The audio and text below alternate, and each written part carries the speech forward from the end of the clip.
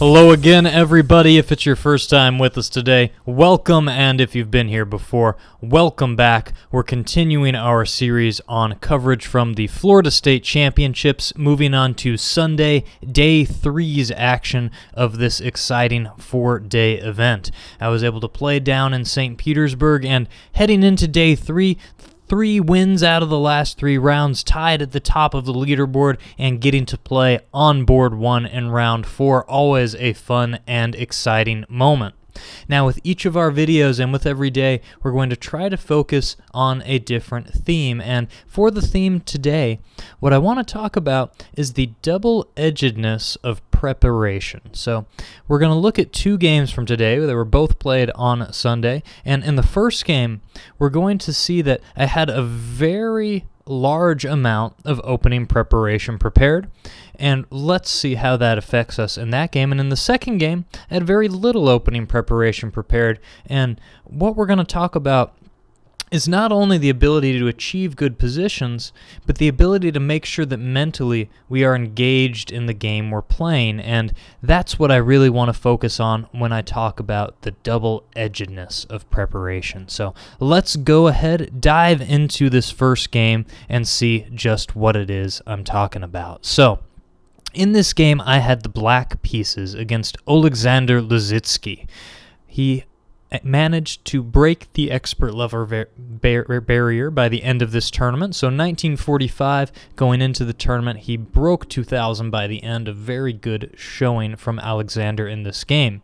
Both of us were unbeaten going into round 4, and prior to the round, I was able to look up Alexander online. I had looked at some of the games that he played on chess.com, and I noticed that one of the openings he had struggled against was the Benko Gambit.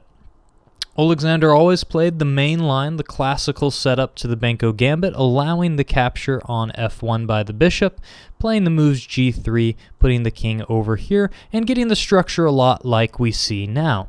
Now, I don't want to go too much into the opening theory of the Benko today, but the point that I want to make is that this position that is occurring right now, we're already on move number, let's see here, 18 of the game. Each side has made 18 moves so far, white to move, and this is all well-trodden theory. So at this point, both of us had known all of the theory up to this point in the game. This position has actually occurred over a dozen times in Grandmaster play, so it's a well-studied position, and one in which black is perfectly fine. It is perfectly equal for black in this position. And what is going on? Let's talk a little bit about it.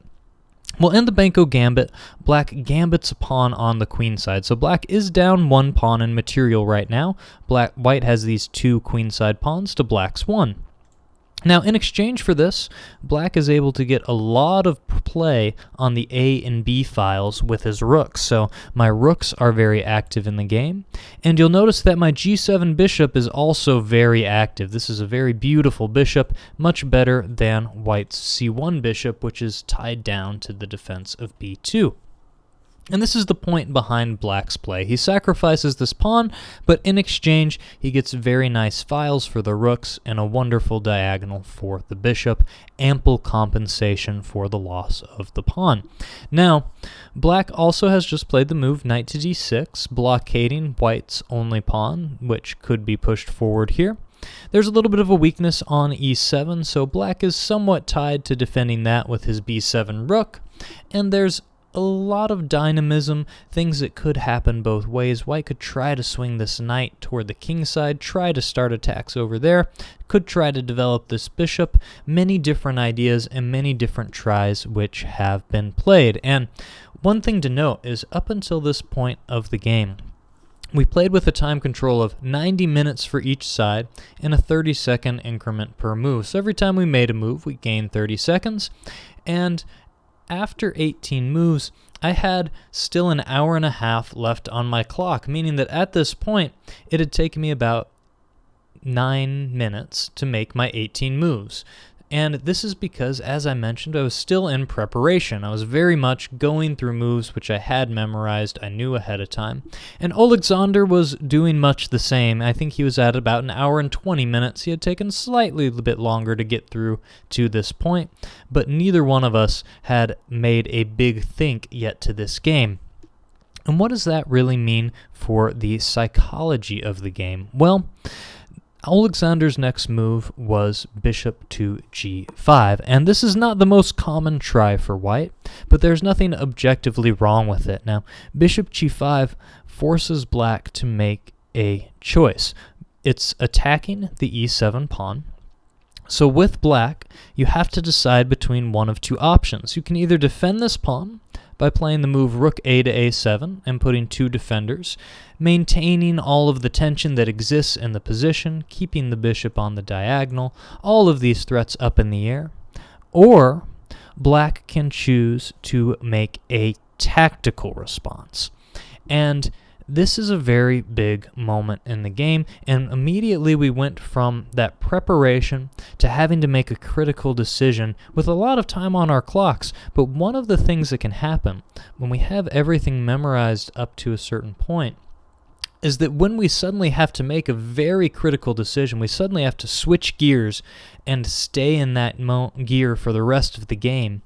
It can be hard to change our mentality. Up until this point, I was sort of playing on cruise control. I knew where my pieces were going to go.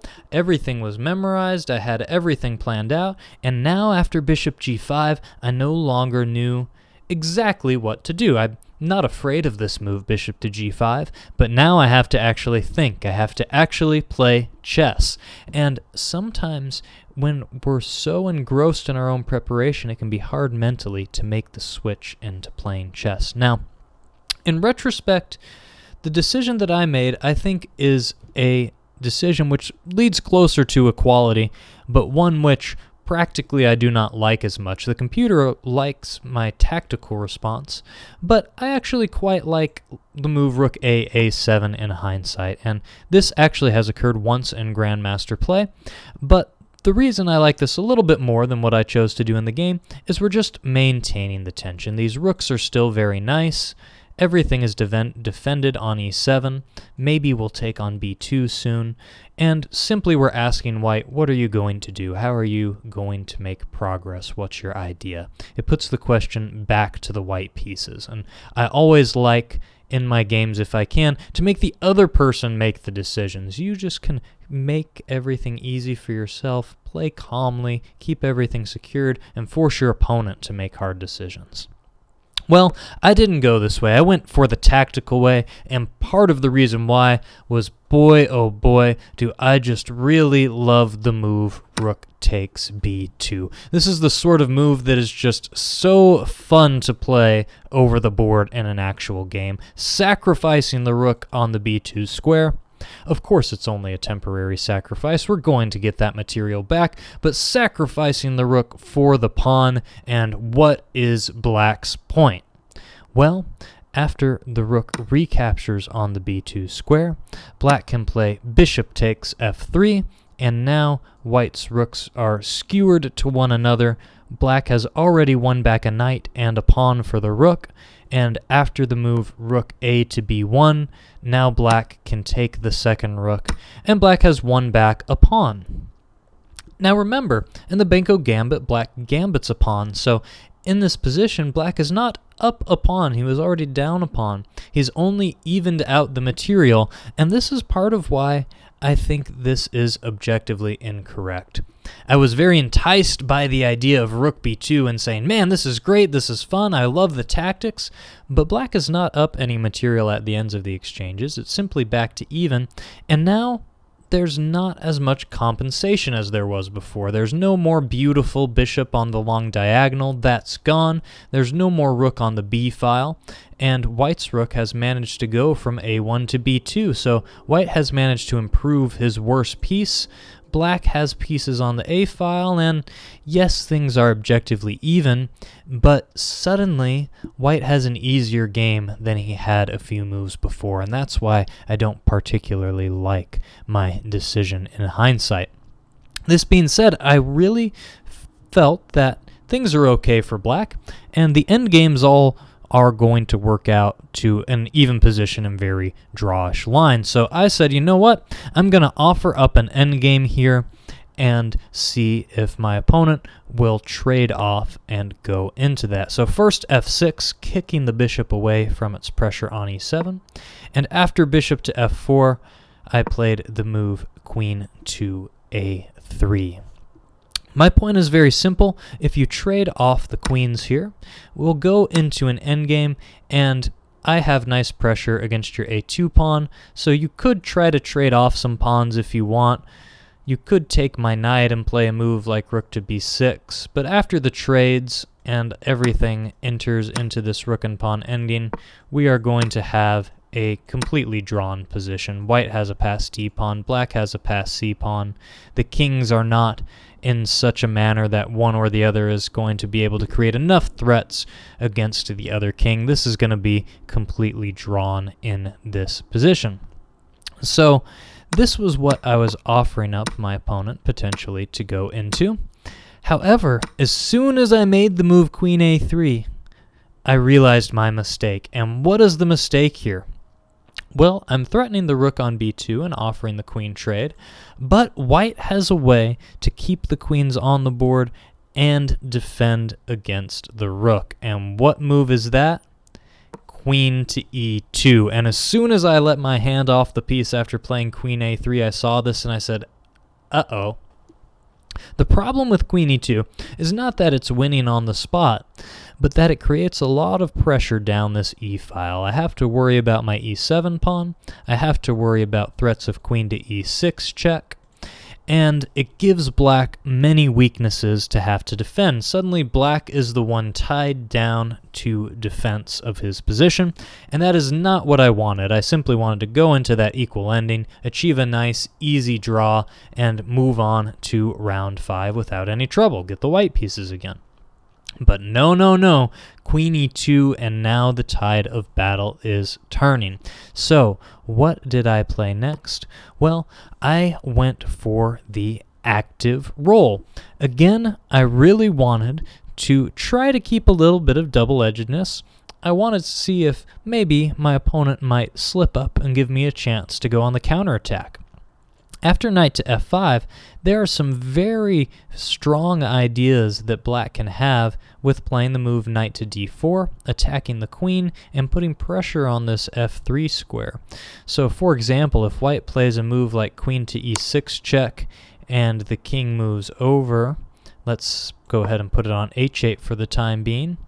If white goes all out with a move like rook b7, trying to get the rook into the position and seeing if he can create mating threats, black can actually still play knight to d4. And after queen takes e7, threatening mate in 1, there is perpetual for black. Queen to f3 check. And now you can't play king to f1 because queen h1 would be checkmate. So you have to play either king to h2 or king to g1. King h2 would be a big mistake because of queen f2 check, followed by the knight being able to come into the position. So your only move here is queen to g1, and now after queen to d1 check, the problem is that if you go back to g2, we just repeat. So if you play king to h2, knight comes to f3 with check, and you say, okay, well, I'm going to bring my king back to g2. Now the knight goes to e1. The king can't escape out to f3. If you come down, discovered check will bring the knight back to f3. If you come over, the knight will come back to f3 anyway with check, and the position is bound to repeat itself. We have a perpetual check. Nothing white can do to escape it. So that would have been a very fun way to achieve a draw in this game, and that was sort of my idea behind knight f5. I said, you know what, I'm going to set up some of these fun perpetual attacking ideas with this move. Now, what happened in the game? So after knight to f5, my opponent does play queen to e6 check, and I did slide my king over to h8. I chose h8 as opposed to g7 because I wanted these knight ideas without allowing the move queen takes e7 with check. However, here my opponent played a very strong move. Rather than the move rook b7, which we already saw draws, my opponent played the move rook to b3. And this was a move order I had slightly overlooked. The point now is that, of course, my queen is cut off from getting to the f3 square. And if I take the a2 pawn, well, that doesn't get my queen any closer to the f3 square either. So my queen is going to be less able to create threats if it's on the a2 square. Now, interestingly enough, queen takes a2 is still perfectly playable, though it looks very wild. And the reason you can get away with it has to do with a very funny tactical defense. So after queen takes a2, white's idea is to push with the move d6. And here, the way that black is able to get away with all this is by using a pin. Black can drop the queen back to a6 and take advantage of the pinned pawn on d6, trading it off before white is able to push. This was the idea that I overlooked with taking the queen. So what did I do instead? Well, I played a more secure move. I played queen to a7. And queen to a7 simply says, yes, I'm still pressuring the a2 pawn. I'm defending c5. I'm defending e7 as well. What are you going to do next? And white says, well, my idea is simple. Here comes d6. And now suddenly there are a lot of tactics swirling about. This bishop is on the dark squares, which are weak around my king. If I take on d6, the f6 pawn becomes weak and can be captured. And I have to be very careful with my next move. And my next move is exactly what lost on the spot. So what should I have done here? Well, I should have played the move e takes d6. And originally, this was what I had been calculating. This was the move I wanted to make. But what I was afraid of was that white would play the move g4. And after g4, I'm not entirely sure what to do with this knight. The point is the queen is going to take on f6 next. So if I play knight to d4, after queen to f6, I was thinking of interposing with the move queen to g7. But what I don't like is now after queen takes d6, white has the move bishop e5 and skewering my queen to my king. And there's not a good way for me to stop this threat without even more material falling in the position. I could play a move like rook e8, but white is just able to bring even more pieces to bear on me, and suddenly things look very, very bad. So I did not want this to happen, but what did I overlook here? Well, what I overlooked was that after a move like knight d4 and queen to f6 check, you do not have to play the move queen to g7. Instead, it's perfectly fine here for black to play king g8. And now the knight is holding the e6 square. There's no more checks for the queen. The bishop or the queen can take on d6, but black is going to be able to unwind. He's attacking the rook on b3. Also can bring the queen to f7 or the rook to f8 and still be able to defend. So this was the way to go. I overlooked the idea of king g8. I was stuck with queen g7 in my mind. And why was I stuck with queen g7 in my mind?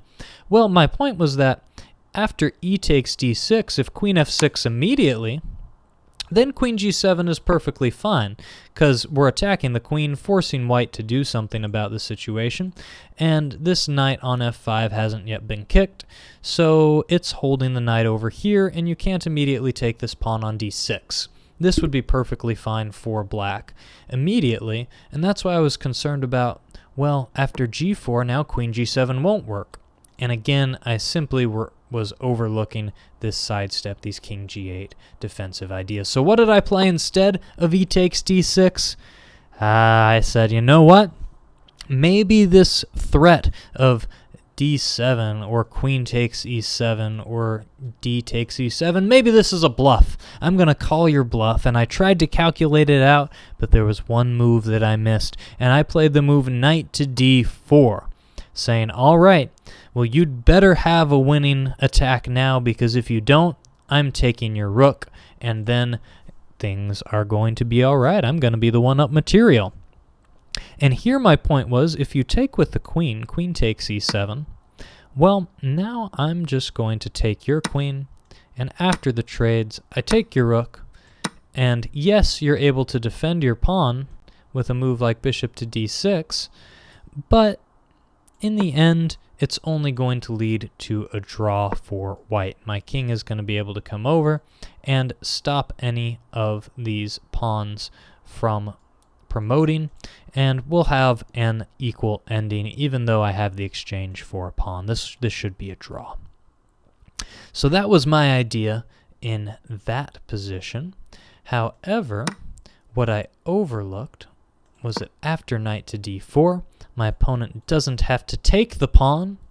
He can hide behind the pawn, queen to f7, and this is a move which just flat out wins. This was what I had overlooked, and the point is that white has a even bigger threat now. Now he's threatening d takes e7, and the pawn will be protected. Queen f8 will be threatened. e8 equals queen will be threatened. Too many ways for this queen to be able to work, and black's problem is this pawn is pinned.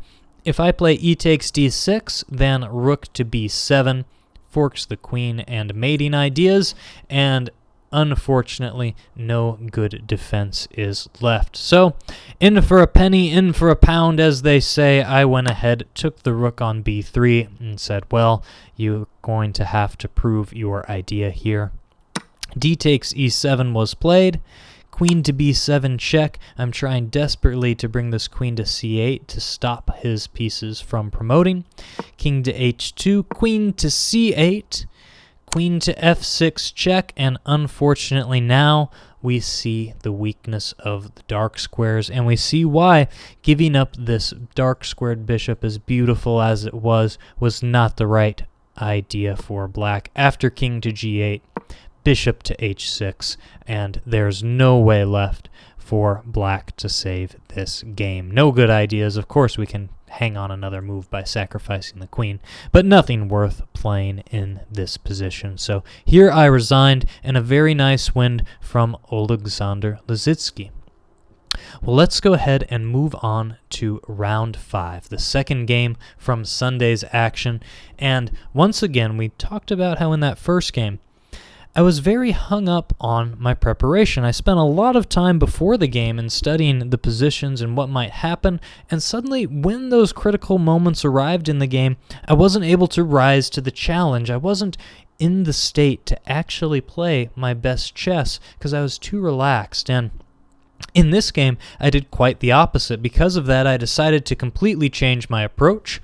I played an opening which I'm a little bit less familiar with, and it forced me to think from very early on in the game. Now, you'll notice that this game has a very similar setup to round 1 that I played against Renato Dominguez. I've developed my knight to c3 in a queen's pawns opening, and my opponent Ludmila has played in sort of a reverse London type setup. Ludmila Sifanskaya, I don't know if I'm pronouncing that right, I apologize if so. She's a women's international master, has played in a limited amount of U.S. chess events, and I was very excited to get to play against a WIM in this game, and wanted to really bring my best. And even though I played an opening I was less prepared in, this forced me to think critically from move 1, and now we're going to see how when we're more engrossed in the game, sometimes that helps us to play even better. So not to say preparation isn't required, you definitely want to do that, but we have to find a way to make sure that we're always thinking, and let's see how that works to my advantage in this game. Bishop d3 was the next move that I played. Very similar to my game against Renato, I am looking to control this e4 square early on, but the big difference here is that rather than the move bishop to g6 like Renato played, Ludmila immediately played queen or bishop takes d3 rather, and now I had to make a decision. Should I take with the queen or should I take with the c-pawn? And in this game, I decided to take with the c-pawn. My point being that this pawn is a little bit stuck behind the knight. I want to play e4, so this capture helps me to achieve that. And now my queen can even come into the game via the b3 and a4 squares if need be. So c takes d3 was played. c5 came from Ludmilla, immediately contesting my center. I decided to castle to the king side. The bishop came out to e7, and now I decided to go on the attack in the center with e4. This was the move I was not able to achieve against Renato in our game, so I was very resolved in my mind to make sure to achieve this early on against Ludmilla. And one of the things that's interesting about this opening battle is that white perhaps isn't necessarily getting anything more. Things are very equal looking. There's nothing that is wrong with this position at all for black. But white is constantly making structural changes. And sometimes when you make structural changes, it can be very hard for your opponent to always find the right plans against these, because structural changes cause key understanding of what's going on to be reevaluated. Where your pieces will go, their best squares is always being shaped by the structure of the pawns. So the move e4 here, one of the big differences is you'll notice both of us have traded off our light squared bishops, and now we both have dark squared bishops. And the central pawns, with the exception of the d and c5 pawn, which are staring at each other, are all on light squares. So we're very much battling to determine who is going to have a better dark squared bishop. That is going to be a key part of this battle, along with other weaknesses as things unfold. So my opponent played the move c takes d4, not allowing me to play d takes c5, which would cause her bishop to move for a second time. I recaptured with the knight, and my opponent played d takes e4 and d takes e4. I think this is a small inaccuracy, because I do believe that her pawn on d5 is better than my pawn on d3, and now I quite like white's position. It looks very much like a Caro-Kann in the structure that exists on the board. White has a little bit more central space and a slight lead in development. The king is already castled. So at this point, I was quite happy with how the opening had gone. There's nothing that, is objectively winning at this point, but white is getting a little bit better position. My opponent castled. I played bishop to e3, trying to bring my bishop into the game and keeping flexibility. I don't know where my queen's going to go just yet, so I'm going to make sure my knight is defended. I'm also keeping an eye on this g4 square. I don't want moves like knight g4 harassing my bishop. Maybe I'll play f3 and solidify on that side. These are all things that I'm considering at this point in time. And here my opponent made what I considered to be a very large positional mistake. I felt that the move knight b to d7 was the most natural way to continue developing the knight. The queen can still come into the game via the other side of the board, but my opponent played the move knight to c6. And what I do not like about knight to c6 is that, well, I can simply capture this knight, and suddenly black has a fixed weakness on the c-file. This c6 square is ready to be attacked. I'm going to bring my rooks onto the c-file, maybe my queen to a4 or c2. Maybe I'll bring my knight to c5, and again, another structural change has occurred, but who is going to be able to take advantage of this? And I believe that white has all of the pluses in this position. They may not be a lot, may not be huge advantages, small little things, but white has some very straightforward plans. As we mentioned, a4 to c5, taking control of the c-file, and it's pretty easy for white to secure this b2 weakness with moves like queen to e2, moving the rook to c2. That puts two defenders on it, and you can still defend or still pile up pressure on the c-file simultaneously. So first, before going forward with any of those plans, I made a securing move, and I played the move f3. This frees my queen to move without worrying about knight g4 harassing my bishop. It also secures my e4 pawn so that my knight can move eventually to try to contest the c5 square. My opponent played queen to c7, putting some pressure on my h2 point, and also helping to defend the c-pawn, maybe preparing to push it. And here I was between two ideas, either queen to c2 or queen to e2, with the idea of, well, starting to work against this c pawn. c2 would put a little bit of pressure on that, but more importantly, moving the queen off the d file so that I can connect my rooks and get both of them into the game. I chose queen e2, and the reason for this, well, there's a couple different ones. One is that it, of course, defends the b2 square, so we're securing that. The other is that it's a little bit closer to my bishop, so my bishop is not as loose with my queen on e2. There's nothing black can do at the moment to take advantage of that, but I want to make sure that black won't get any tactical chances down the road. The queen also from here could go to c2 or c4, so this diagonal looked very nice to me, maybe even a6 at some point as options for the queen. My opponent played the move e5. She was worried about me expanding further on the king side with moves like e4 and f4, and I understand the reason to restrict my expansion over there, but at the same time, my plans revolve around this weakness. I'm not concerned about the king side right now at all. I'm very happy to slowly build against this c6 pawn, and I'm going to do that right now. Rook a to c1. Well, my opponent made a very slick move next here, which really starts making me figure out how I'm going to do things well, and she played the move queen to a5. And queen to a5 may not look like it's anything too special, but the point is there's some pressure against a2, and black is preparing the move bishop to b4, where now black could trade off the knight and then take the pawn on a2, and suddenly the weaknesses that I'm trying to target, it doesn't even matter if my queen side collapses, so black is looking for some slick and quick counterplay over here on the queen side.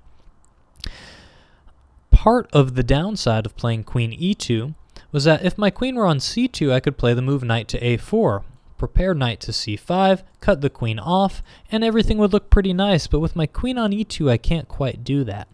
So I wanted to slow down black's idea here, and I wanted to make sure that I kept everything secure and add a little bit of pressure to the position.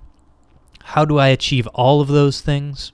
Queen to c4. Very nice looking move, attacking the c6 square, defending the a2 square, and also adding a little bit of control to these b4 and c5 squares. Black has them under locks right now, but maybe I'll be able to get control after some knight maneuvers and some other ideas here. This is a very nice freeing move from white. Knight a4 is even in the cards now. Black played the move rook a to b8, putting pressure down along the b file, and I continued with my plans with a flexible rook move. I played rook to f2. I was between rook to c2 and rook to f2. I slightly preferred rook to f2 because, well, all these rooks remain defended, everything is secured, whereas rook to c2, the c2 rook is a little bit more loose, so that's why I liked rook f2 slightly more in this position. Rook f to d8 was played, and rook f to c2. Building on that c-file, we know our plan, and we just have to be careful about any tactics down along the d-file at this point. My opponent played bishop to b4, and we did talk about this before. My opponent would love to take the knight over here on c3, and now, even though the queen's not threatening to take on a2, the problem that white would have is if the bishop takes the knight, so let's say I play a move like h3. After bishop takes knight, how does white recapture? If you take with the queen, black will simply trade those queens, and now if you take with the rook, the other rook takes on b2, everything trades off, and white may even be worse off in this ending. If you take with the pawn, then what are your rooks doing on the c-file? They look flat out silly. This would be absolutely not the way that white wants to play this position. So bishop b4 comes with some serious positional threats that I really have to consider. However, what is this bishop really attacking here? And here I played a move which may seem a little strange, but simply says, what is your bishop going to do? I'm still threatening to kick it with a3, so I'm just going to play knight to b1. My point is I'll play a3 next, I'll take my space back, then I can reroute my knight to where it wants to go, and your bishop is no better on b4 than it was before. You have no threat now that my knight cannot be captured. My opponent played rook b to c8, making sure to defend the c pawn because, of course, we still have pressure on that point. And now a3, kicking the bishop back, bishop to e7. And here I could have played the move b4, that would be one option, but I decided to go instead with knight to d2. The idea being that I'm going to route my knight to b3 in order to get to c5 instead of c3, a4, c5. That way I can gain a tempo on the black queen. I still have the option of playing b4 later, and I know that this knight needs to get into the game, so I'm simply moving toward that effect, making sure I'm taking those steps. My opponent played rook to d7, knight b3, following our plan. Queen to d8 was played, and now black has a little bit of battery on the d file, so again I need to be careful about these tactics. And here I made the big blunder of the game. Luckily for me, my opponent missed it, but this was actually a blunder move. I played the move queen to a4.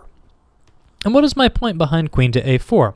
Well, it's very many-folded. Of course, I'm putting pressure on c6 and a7. The bishop, the rook, everything is opening up. That's very nice. And my point is that if you play check, I'm going to step my king up, and my knight and my rook are holding this second rank just fine, as well as the bishop.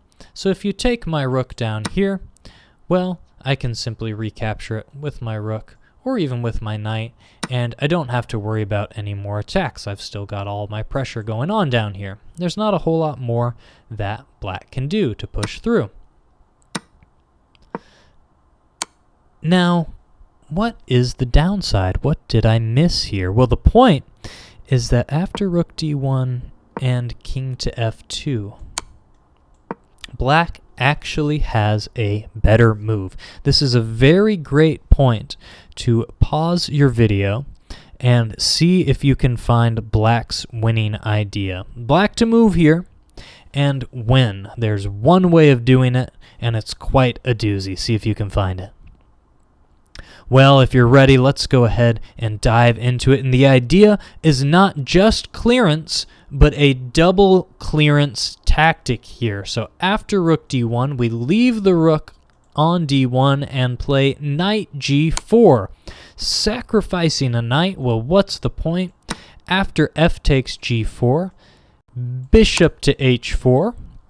And again, why bishop h4? This doesn't look like that big a deal. White could always play g3 or sidestep the king. Well, the point is, if you play g3, now the black queen comes in the game. Queen f6, and look at this. The queen and the rook have found their way into white's position, and it is mate. If the king goes to g2, queen f1 mate, and if the king goes to e2, queen f1 is also mate. So this would be absolutely crushing, meaning that white can't even block with the check with the pawn. He has to move his king to e2. And again, the move queen to d3 now comes with a big blow. So rather than queen f6, the d3 square is left open. The king has to step up, and now black is on the attack. Should not let up. Rook to f1, and after a couple trades, too many pieces are left loose for white. So rook takes f1, queen takes f1. The king has nowhere to run. He has to block. If you block with the bishop, then rook to d8 prepares the rook coming into d3 with mating ideas. And if you block with the rook, you're just losing material after a move like bishop to f2, and there's still big attacking ideas. This is not what white wants at all. Well, I luckily dodged a bullet here. Both of us overlooked this very crazy idea of rook d1 and a double clearance attack in order to turn things around, so was able to dodge a bullet. Whew!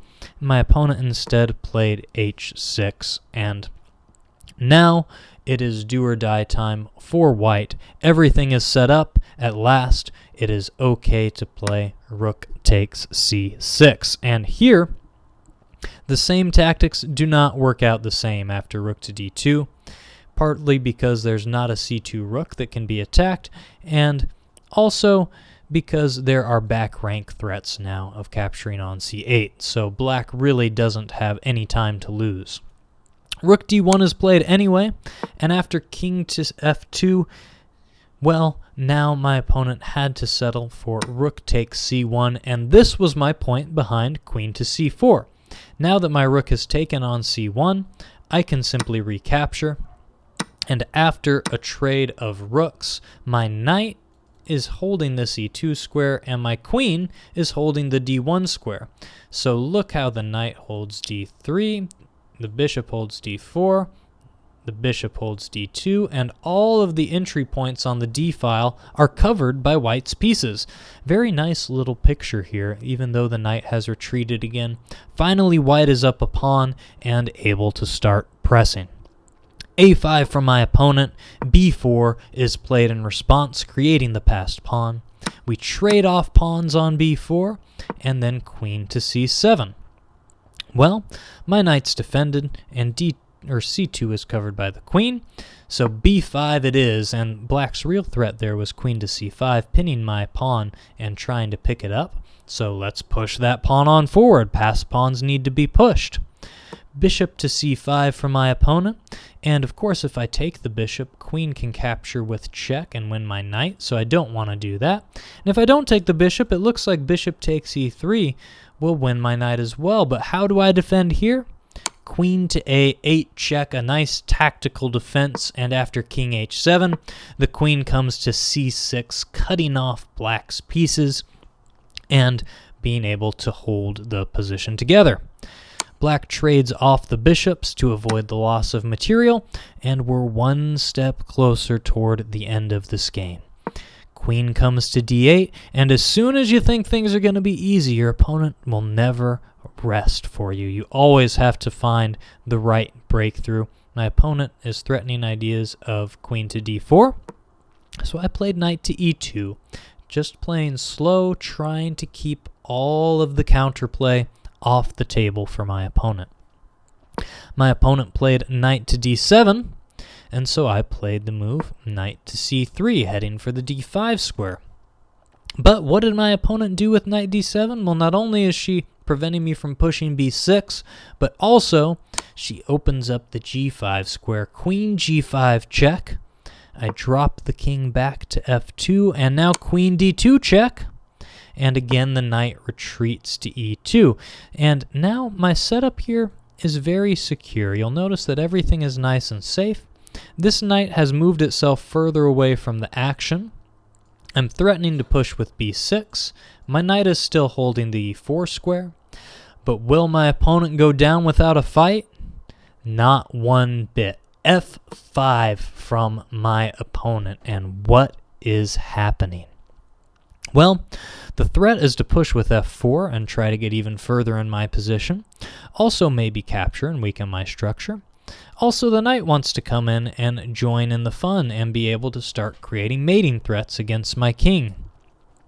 I don't want my opponent to push with f4, so let's go ahead and take that pawn. E takes f5, and now the idea is after knight to f6, black wants to play the move e4. She's trying very hard to get active, to have me take this pawn, find ways for the knights to get into the position and create threats. Well, I decided to offer a queen trade, queen to c3, and my opponent played queen to d6, very calmly moving back, trying to keep threats and stopping my pawn from coming forward. And here, I decided to allow a repetition, queen to c6, and rather than d2, my opponent played queen to d3, a slightly better square, putting pressure on the f5 and b5 pawns. So now if I play queen to c3, she could recapture that pawn. But the point was here I had seen the defensive idea. And the point is, we should not be too afraid just yet. We're going to play b6, keep on the aggressive, and after the move e4, there's a very nice defensive idea for white. Pause your video, see if you can come up with a good defensive idea to shut down all of black's play. Well, more than one move will suffice here. One threat is e3 with check. We certainly want to stop that. Even the move b7 tactically does work out. This was not the move that I went for, though. I decided to stop all of my opponent's active ideas, and I played the move queen to e6. And the point now is if you push the pawn, I can capture it. b6 is still defended. This knight doesn't have anywhere good to go, and I'm even maybe threatening moves like queen to g6 check if your knight moves, as well as just capturing the pawn with the queen if the knight moves. So my opponent played e3, and now I finally was able to breathe a sigh of relief. Queen takes e3, and my opponent took the pawn on f5, but here white is up 2 full pawns with this beautiful passer on b6 with a nice secure queen. What is black's last threat? Well, we can't allow knight to g4. That would be, heartbreaking. So h3 was played, and after knight to d5, a very quiet move here, after which my opponent resigned. I played the move queen to d4.